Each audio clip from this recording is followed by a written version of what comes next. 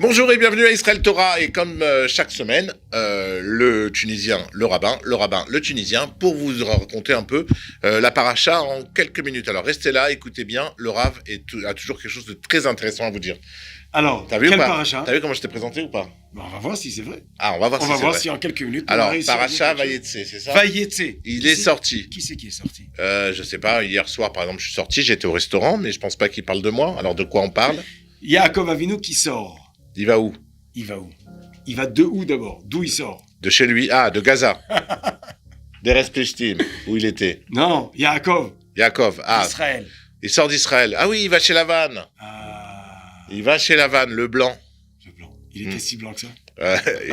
On l'appelait le blanc. À mon avis, c'est louche. Déjà qu'on l'appelle le blanc, c'est qu'il veut cacher beaucoup de choses. En tout cas, Abraham, il sort de Chutz Laaretz vers Eretz Israël. Yitzhak qui naît, il vit en Israël.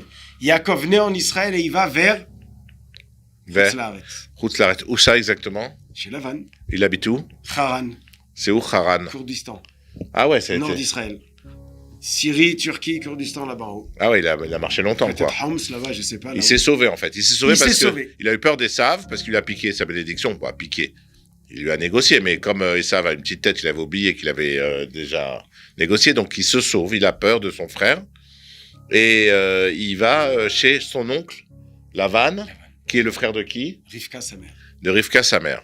Mais la Torah ne nous dit pas il est allé chez Lavan. Elle nous dit il est sorti de Beersheba. Il est sorti d'Israël. Et il va. Pourquoi on nous parle de sa sortie? Rachid dit quand le tzaddik il sort, c'est un événement. La splendeur de la ville, le nom de la ville, la beauté de la ville, elle quitte. Mais il y avait Yitzhak. Yitzhak, c'est vrai. Il était peut-être à Hebron, Yitzhak. On ne sait pas. Mais Yaakov, il sort, il y a quelque chose qui manque. La bracha, elle part, tu penses? La bracha, elle part. Mais c'est pas seulement la bracha qui part. Et ça, c'est important pour nous de savoir.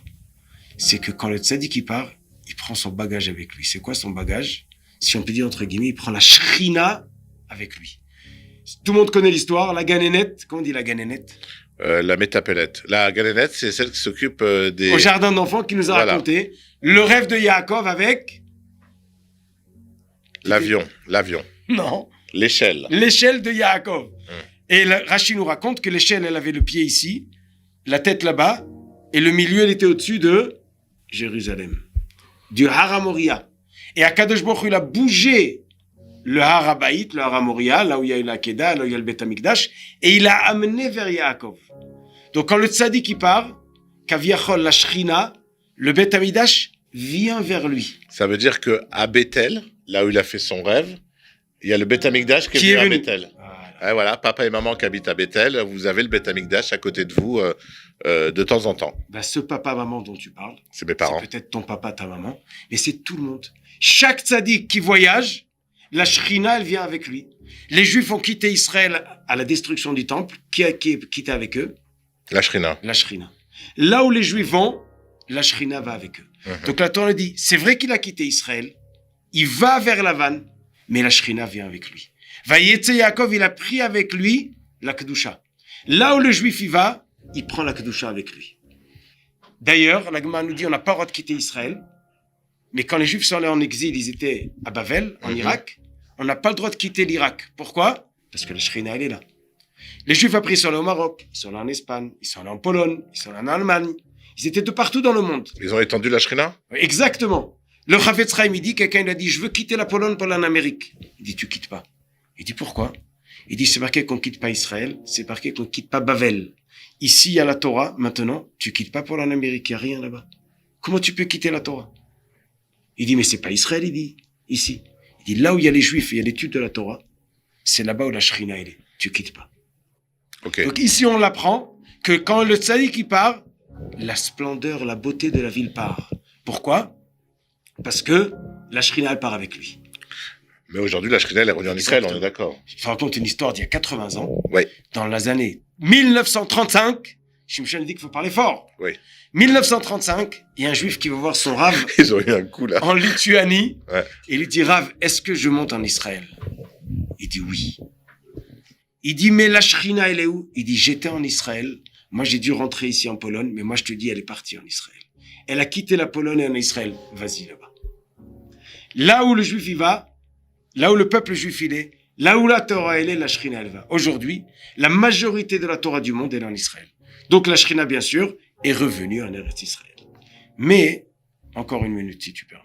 Ouais, moi je permets. Vous pouvez attendre une minute s'il vous Quand plaît. un juif il va travailler, par exemple, il va en Chine, il va acheter de la marchandise. Il est là-bas de dimanche à jeudi. Il faut pas oublier de prendre la Shrina avec lui. Alors, il faut garder sa kippa, garder sa Torah, garder ses tefilines. Les Chabad, ils prennent le petit livre. Ouais. Chitat, c'est quoi? Chumash, Teilim, Tanya. C'est bien. Ils prennent avec eux la Torah. Chacun qui voyage, il doit garder la Torah. Il y en a qui gardent le Shabbat, ils gardent la kashrut, ils gardent les mitzvot chez eux. Mais quand ils vont en vacances, ils n'ont pas de place dans la valise, c'est lourd. Et on peut pas trouver sur AliExpress un sac à Shrina, hein. C'est pas un truc qui se... Peut-être qu'ils le vendent sur Google, sur ouais, comment on appelle ça, là. AliExpress. AliExpress. Je pense que je vaut mieux prendre la vraie. Le petit chumash avec toi. Le petit chumash, les tefilines, le manger kasher, les mitzvot, la kippa. Là où le juif il va, il doit garder avec lui sa Torah. Et d'ailleurs, c'est ça que Lavan il dit à Yaakov. Pas Lavan, pardon. Quand il finit chez les 20 ans chez Lavan, il retourne chez Esav. Qu'est-ce qu'il lui dit? Il retourne en Israël, il rencontre Esav. Qu'est-ce qu'il dit? Tu sais, j'étais chez Lavan 20 ans, mais j'ai gardé toute la Torah. Elle est venue avec moi. Yaakov, il sort avec la Torah et il revient avec la Torah. Voilà. Et pas qu'il perd les péotes, la kippa, les tzitzit, les tefilines, et Shabbat et la kashrut en chemin. Et c'est comme nous. C'est pas parce qu'on est à la mer qu'on a perdu la Torah. Non, c'est vrai. Cette année, c'est la mer, le décor? Ouais. Bon, peut-être. Voilà. Faut demander à Shimshon, ça. Ah. Ou à ceux qui nous voient. En tout cas. C'est quoi, Shimshon, le décor?